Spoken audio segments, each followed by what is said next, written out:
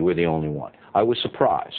And the reason I was surprised is that this ad equates the United States with the terrorists, and I was offended by that. Well, you say, I remember earlier you said it was a moral equivalency, and it's actually a material equivalency. And just to back up for a second about your surprise, I'm actually shocked that you're surprised.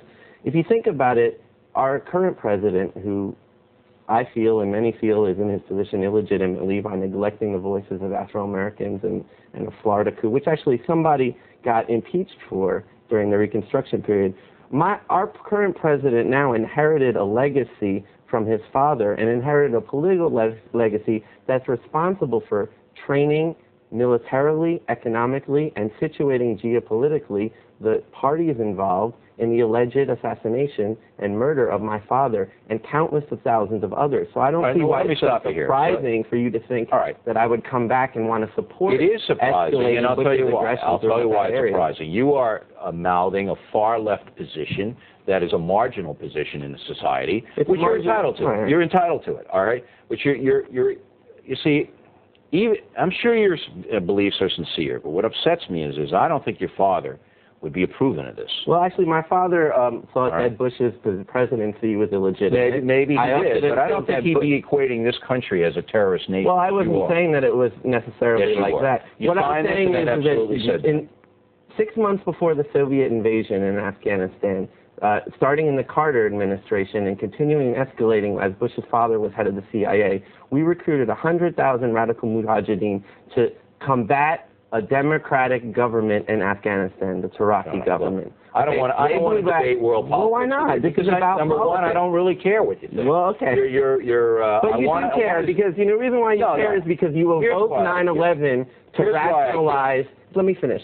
You evoke 9/11 to rationalize everything from domestic plunder to imperialist aggression worldwide. You evoke sympathy with the 9/11 family. That's a bunch of crap. So I've done more for the 9/11 families, by their own admission. I've done more for them than you will ever hope to do. Okay. So you keep your mouth shut. Well, you're not exploiting those people. You're not representing. And I never represent you. You know why? Why? Because you have a warped view of this world and a warped view of this country. Well, explain that. Let me give you an example. No, I'm not going to debate this with you. Let me give you an example of parallel experience. No, on September 14th. Here's the record, all right? You didn't support the action against Afghanistan to remove the Taliban. You were against it. Why would I want to brutalize and further punish the people in Afghanistan? Who killed your father? The people in Afghanistan didn't kill my father. Sure they did. The Al-Qaeda people were trained there. The Al-Qaeda people? What about See, I'm more angry about it than you are. So what about George Bush? What about George Bush? He had nothing to do with it. The director, senior, as director. He had nothing to do with it. The people that trained 100,000 mujahideen who were... I hope your mom isn't watching this. I hope your mother is not watching this. Because you... That's it. I'm not going to say any more. Okay. In respect for your father... September 14th, you want to know what I was doing? Shut up.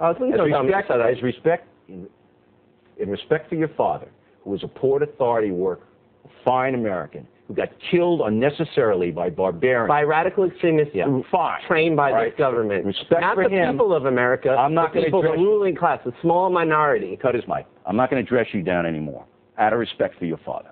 We'll be back in a moment with more of that. We're done? We're done.